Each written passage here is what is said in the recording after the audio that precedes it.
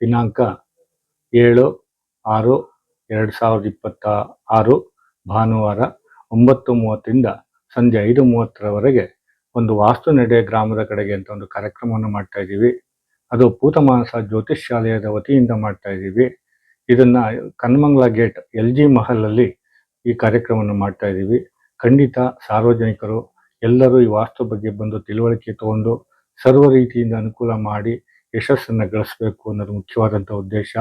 ಇದರಲ್ಲಿ ಯಾವುದೇ ರೀತಿ ಒಂದು ಲಾಭಾಂಶ ಪಡಿಬೇಕು ಅನ್ನೋದೇನಿಲ್ಲ. ಒಂದು ಸಮಾಜಕ್ಕೆ ಒಂದು ಯಾವ ರೀತಿ ಮಾದರಿಯಾಗಿ ಮನೆಯಲ್ಲಿ ಸಂಸಾರ ಮಾಡ್ಕೊಂಡು ಹೋಗ್ಬೇಕು ಅನ್ನೋದ್ರ ಬಗ್ಗೆ ವಿಚಾರವಾಗಿ 9-10 ಜನ ಜ್ಯೋತಿಷ್ಕಾರರು ಮಾತಾಡ್ತಾರೆ. ಆ ಜ್ಯೋತಿಷ್ಕಾರರಲ್ಲಿ ತುಂಬ ಉತ್ತಮವಾದಂಥ ಜ್ಯೋತಿಷ್ಕಾರರು ಬಂದು ವಿಶೇಷವಾದಂಥ ಒಂದು ಕಾನ್ಸೆಪ್ಟ್ ಅನ್ನು ಮಾಡ್ತಾರೆ.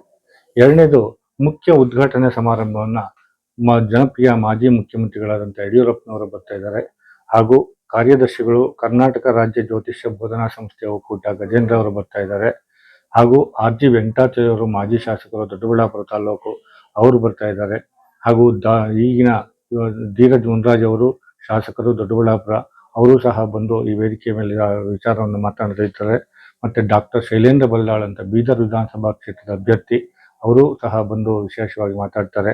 ಹಾಗೂ ವೆಂಕಟರಾಮಯ್ಯನವರು ಮಾಜಿ ಶಾಸಕರು ದೊಡ್ಡಬಳ್ಳಾಪುರ ಅವರು ಸಹ ಬಂದು ಈ ವಿಷಯವನ್ನು ಮಾತಾಡ್ತಾರೆ ಮತ್ತು ಈ ಫಂಕ್ಷನ್ನಲ್ಲಿ ಅಟೆಂಡ್ ಮಾಡ್ತಾರೆ.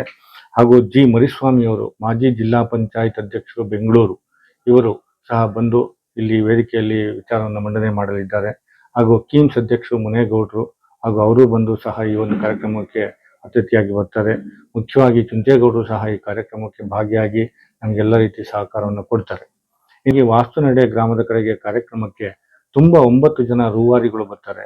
ಅದರಲ್ಲಿ ಪ್ರೊಫೆಸರ್ NS ಮೂರ್ತಿ ಅವರು ತುಂಬ ವಾಸ್ತು ತಜ್ಞರು ಮತ್ತು ಜ್ಯೋತಿಷ್ಯ ತಜ್ಞರು ಅವರು ಬರ್ತಾರೆ. ಡಾಕ್ಟರ್ ಅರ್ಚನಾ ಮೂರ್ತಿ ಅವರು ಸಹ ಬರ್ತಾರೆ. ಅವರು ವಾಸ್ತು ತಜ್ಞರು ಮತ್ತು ಜ್ಯೋತಿಷ್ಯ ತಜ್ಞರು ಬರ್ತಾರೆ. ಹಾಗೂ ಅಖಿಲಾ ಮೂರ್ತಿ ಅವರು ವಾಸ್ತು ತಜ್ಞರು ಮತ್ತು ಜ್ಯೋತಿಷ್ಯ ತಜ್ಞರು ಅವರು ಬರ್ತಾರೆ. ಹಾಗೂ ದಿನೇಶ್ ಗುರೂಜಿ ಅವರು ನಕ್ಷತ್ರ ನಾಡಿ ಒಂದು ಚಾನಲಿಂದ ಬರ್ತಾರೆ. ಅವರು ಸಹ ವಾಸ್ತು ಬಗ್ಗೆ ಮಾತಾಡ್ತಾರೆ. ಡಾಕ್ಟರ್ ಹರಿದಾಸ್ ಅವರು ಜ್ಯೋತಿಷ್ಯ ಮತ್ತೆ ಮುಹೂರ್ತದ ಬಗ್ಗೆ ಮಾತಾಡ್ತಾರೆ. ವಿಶೇಷವಾದಂಥ ಕಾನ್ಸೆಪ್ಟು. ಅರುಳಾನವರು ವಾಸ್ತು ಬಗ್ಗೆ ತುಂಬ ಹೆಚ್ಚಿನಾಗಿ ಮತ್ತು ಜ್ಯೋತಿಷ್ಯವನ್ನು ಸ್ವಲ್ಪ ಮಟ್ಟಿಗೆ ಮಾತಾಡ್ತಾರೆ. ಹಾಗೂ ಇಂದೂಧರ್ ಅವರು ಮುಹೂರ್ತದ ಬಗ್ಗೆ ಮಾತಾಡ್ತಾರೆ ಮತ್ತು ವಾಸ್ತು ಬಗ್ಗೆ ಮಾತಾಡ್ತಾರೆ. ಹಾಗೇನೆ ಗೊಟ್ಟಿಗೆರೆ ಶಿವಣ್ಣ ಅವರು ವಾಸ್ತು ಬಗ್ಗೆ ತುಂಬ ಪ್ರಖ್ಯಾತಿ ಹೊಡೆದಂಥ ವ್ಯಕ್ತಿ. ಹಾಗಾಗಿ ವಿಶೇಷವಾದಂಥ ಸಬ್ಜೆಕ್ಟ್ ಇಟ್ಕೊಂಡು ಮಾತಾಡ್ತಾರೆ. ಸುರೇಶ್ ಅವರು ಜ್ಯೋತಿಷ್ಯ ಮತ್ತೆ ದೇವಸ್ಥಾನದ ಆಯದ ಬಗ್ಗೆ ಮಾತಾಡ್ತಾರೆ ವಿಶೇಷವಾಗಿ. ಅದು ವಿಶೇಷವಾಗ್ತದೆ. ಅನಂತರಾಘವನವರು ಜ್ಯೋತಿಷ್ಯ ಮತ್ತು ವಾಸ್ತು ಬಗ್ಗೆ ಮಾತಾಡ್ತಾರೆ. ಶಿವಪ್ಪನವರು ಅಂತ ಅವರು ಸುಮಾರು 80 ವರ್ಷ ಅವರಿಗೆ ತುಂಬ ಅನುಭವ ಇರುವಂಥ ವ್ಯಕ್ತಿ. ಹಾಗಾಗಿ ಅವರ ಹಸ್ತ ಸಾಮಗ್ರಿಗಳ ಬಗ್ಗೆ ಒಂದೆರಡು ಮಾತಾಡೋಕ್ಕೆ ಇಷ್ಟಪಡ್ತಾರೆ. ಶಾರದಾಮಣಿಯವರು ಜ್ಯೋತಿಷ್ಯವನ್ನು ಮಾತಾಡ್ತಾರೆ. ನಮ್ಮ ಪ್ರಕಾಶ್ ಅವರು ಬಂದು ನಮ್ಮ ವೇದಿಕೆಯಲ್ಲಿ ಹಂಚ್ಕೋತಾರೆ. ಹಾಗೂ ಜನಾರ್ದನ್ ಅವರು ಸಹ ಒಂದು ವಿಚಾರವನ್ನು ಮಾಡ್ತಾರೆ. ಹಾಗೂ ರಘುನಂದನ್ ಅವರು ಜ್ಯೋತಿಷ್ಕಾರರು ಸಹ ನಮ್ಮ ಜೊತೆ ಸಹಕಾರ ಕೊಟ್ಕೊಂಡಿರ್ತಾರೆ. ಹಾಗೂ ರಮೇಶ್ ಆಚಾರ್ಯ ಅವರು ನಮ್ಮ ಜೊತೆ ಇರ್ತಾರೆ. ಹಾಗಾಗಿ ಮಧು ದೀಕ್ಷಿತ್ ಅಂತ ಒಬ್ರು ಬರ್ತಾರೆ, ಒಂದು ಒಳ್ಳೆಯ ಜ್ಯೋತಿಷ್ಕಾರರು ಅವರು. ಮತ್ತೆ ರಾಮಮೂರ್ತಿ ಸರ್ ಅಂತ ಒಬ್ರು ಬರ್ತಾರೆ. ಅವರು ವಿಶೇಷವಾಗಿ ಒಬ್ಬೊಬ್ಬರಿಗೆ ಒಂದು 20 ನಿಮಿಷ ಟೈಮ್ ಕೊಡಬೇಕು ಅಂತಿದ್ದೀವಿ. ಎಲ್ಲರಿಗೂ ಬಂದು ವಿಚಾರವನ್ನು ನಮ್ಮ ಹಳ್ಳಿಗಾಡಿನ ಜನಕ್ಕೆ ಸರಳವಾದಂಥ ರೀತಿಯಲ್ಲಿ ಜ್ಯೋತಿಷ್ಯವನ್ನೋದು ಒಂದು ತಾಯಿ ಇದ್ದಾಗೆ, ವಾಸ್ತು ಅನ್ನೋದು ಒಂದು ಮಗು ಇದ್ದಾಗೆ. ಈ ಮಗುವನ್ನು ಯಾವ ರೀತಿ ಬೆಳೆಸಬೇಕು, ಯಾವ ರೀತಿ ಸಾಕಬೇಕು, 8 ದಿಕ್ಕುಗಳಲ್ಲಿದೆ. 8 ದಿಕ್ಕುಗಳಲ್ಲಿ ಯಾವ ರೀತಿ ಮಗುವನ್ನು ಸಾಕಿದ್ರೆ ಆ ಮನೆ ಬೆಳೆಯುತ್ತೆ, ವಂಶ ಬೆಳೆಯುತ್ತೆ, ದಾನ ಬೆಳೆಯುತ್ತೆ, ಕೀರ್ತಿ ಬೆಳೆಯುತ್ತೆ, ಯಶಸ್ಸು ಬೆಳೆಯುತ್ತೆ, ಅವ್ರ ಮನೆಯಲ್ಲಿ ಶಾಂತತೆಯಾಗಿರುತ್ತೆ ಅನ್ನೋದ್ರ ಬಗ್ಗೆ ಈ ಎಲ್ಲರೂ ವಾಸ್ತು ಬಗ್ಗೆ ಹೇಳ್ತಾರೆ. ಎಲ್ಲ ಜನಗಳು ನಮ್ಮ ದೊಡ್ಡಬಳ್ಳಾಪುರ ಜನಕ್ಕೆ ಮತ್ತು ಗ್ರಾಮಾಂತರದಲ್ಲಿರುವಂಥ ಎಲ್ಲ ಜನಗಳು ಬಂದು ವಿಶೇಷವಾಗಿ ಕಾರ್ಯಕ್ರಮಕ್ಕೆ ಎಲ್ಲರೂ ಸಾಥ್ ಕೊಡಬೇಕು. ಎಲ್ಲರೂ ನಮಗೆ ಪ್ರೀತಿ ಪಾತ್ರರಾಗಿ ವಿಜಯದಿಂದ ಕೇಳ್ತಾ ಇದ್ದೀವಿ.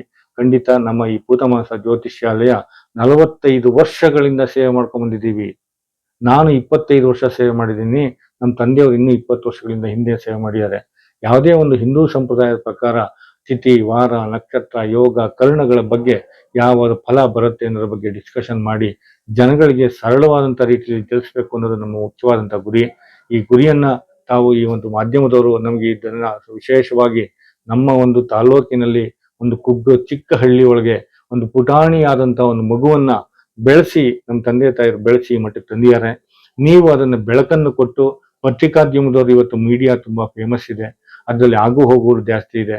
ತಾವುಗಳು ವಿಶೇಷವಾಗಿ ನಮ್ಗೆ ಇದನ್ನು ಬೆಳೆಸ್ಕೊಡ್ಬೇಕು ಅನ್ನೋದ್ರಲ್ಲಿ ವಿನಂತಿ ಮಾಡ್ತಾ, ಹಾಗೂ ನಮಗೆಲ್ಲರಿಗೂ ನಮಸ್ಕಾರಗಳು ಹೇಳ್ತಾ ಇಷ್ಟ ಬಯಸ್ತೀನಿ.